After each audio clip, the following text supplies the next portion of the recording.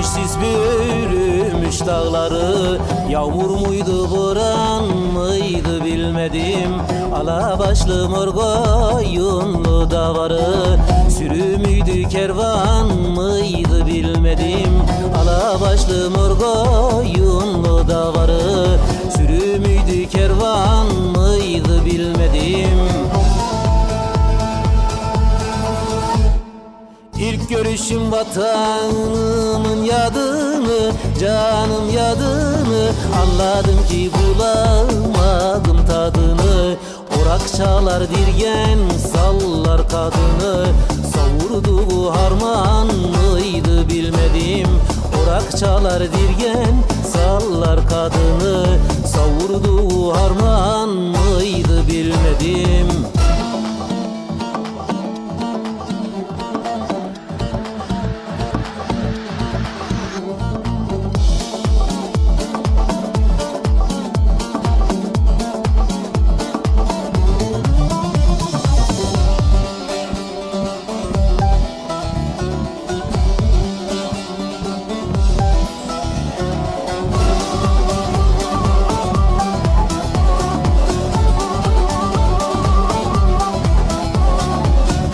Dağlarında meskenim seçtim.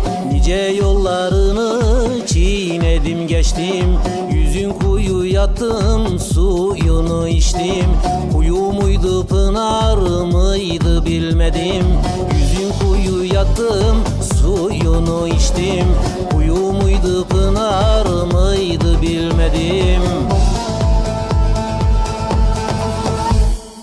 Koyun oldu arkam, sıram eledi, canım eledi. Çoban oldu bana, telem teledi.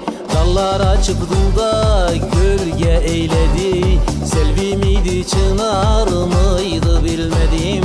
Dallar açıp dulda gölge eyledi. Selvi miydi, çınar mıydı bilmedim.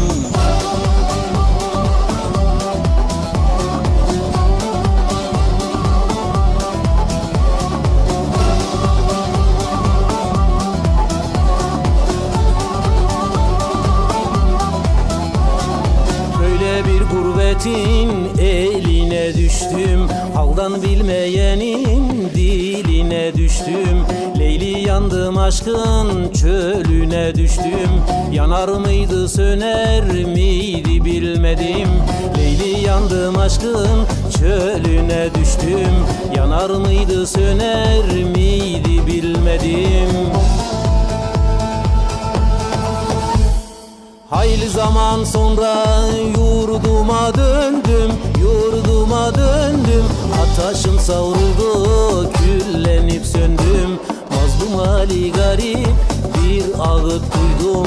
Babam mıydı, ustam mıydı bilmedim. Mazlum hali garip bir ağıt duydum.